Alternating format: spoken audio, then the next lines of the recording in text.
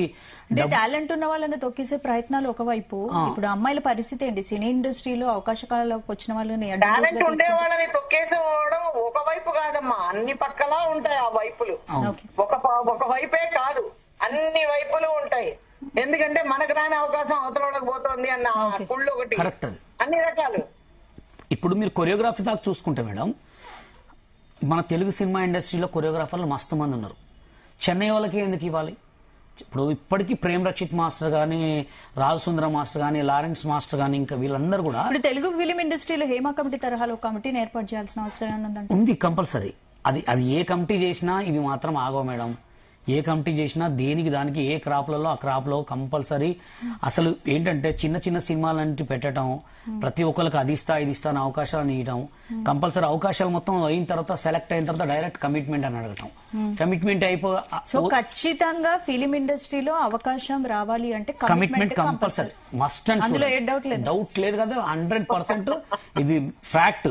చాలా మంది కూడా ఇప్పుడు అక్కడ దాకా ఎందుకు యూట్యూబ్ షార్ట్స్ లో, యూట్యూబ్ మీకు వెబ్ సిరీస్ లలో కూడా కమిట్మెంట్స్ ఎంతమంది మాకు చెప్పుకుంటారు అన్నమాట. మా దగ్గరకు వస్తుంటారు కదా, నేను కూడా కొత్త కొత్త సాంగ్స్ చేస్తుంటా, కొత్త కొత్త వాళ్ళతో పెట్టుకుంటా. చాలా మంది చెప్తుంటారు అన్నమాట, master so and so so and so and so అని.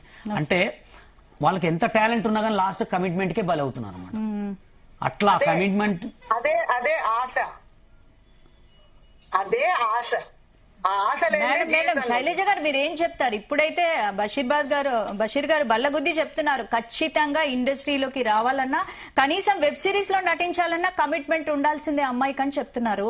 ఏంటి ఇంతకుముందు కూడా పరిస్థితులు ఇలాగే ఉండేవా? అప్పుడు బయటకు రాలేదా? లేదంటే ఇప్పుడే మార్పు వచ్చిందా? ఏం చెప్తారు దీనికి? అసలు నెవరెండ్ అండి, ఏం చెప్పలేం ఈ విషయం. ఎందుకంటే సీనియర్ ఆర్టిస్ట్ కదా. అప్పుడు సీనియర్ ఎందుకు సీజన్ టికెట్ పనికి వస్తుంది చూడండి, దానికి అంతకు మించి సీనియర్స్ ఎందుకు పనికిరారు ఈ విషయంలో? ఎందుకంటే మా ముందర ఇలాంటి చెత్త వాగరు, మా ముందర ఇలాంటి పిచ్చి మాటలు మాట్లాడరు. మేము అంత దాకా తీసుకుపోనివ్వం, మా గౌరవం మమ్మల్ని కాపాడుతూ ఉంటుంది. ఇంకా పిల్లల ముందర అంటారా? ఇప్పుడు బషీర్ చెప్పినట్టు యూత్ కాబట్టి వాడి ముందర జరుగుతుండొచ్చు. ఈ మగ పిల్లలు కూడా మేము మీకు పలాంది ఇస్తాము, పలాంది చేస్తాము, దీంట్లో ముందు మిమ్మల్ని నిలబెడతాము అనొచ్చేమో. ఆశపడతారు. ఆశ అనేది మనిషికి నరాల్లో ఉంటుంది. పేరు రావాలని ఆశ, అక్కడ ఉండాలని, అన్ని రకాలుగా ఆశ లేదే లైఫ్ లేదు. ఆశతోనే కదా ప్రతి మనిషి బతికేది. ఇంకా దాంట్లో భాగమే అయి ఉండొచ్చు ఇది కూడా. చెప్తున్నాం కదా, ఈ రోజు అమ్మాయి మామూలుగా వస్తుంది, రెండో రోజు మూడో రోజు కారులో దిగుతుంది. ఎందుకు దిగుతుంది? ఈ ఆశతోనే ఆ అమ్మాయి అక్కడ దాకా పోతుంది. అబ్బాయిలు కూడా అక్కడ దాకా తీసుకెళ్తారు. నో వే, ఇంకా వేరే సొల్యూషన్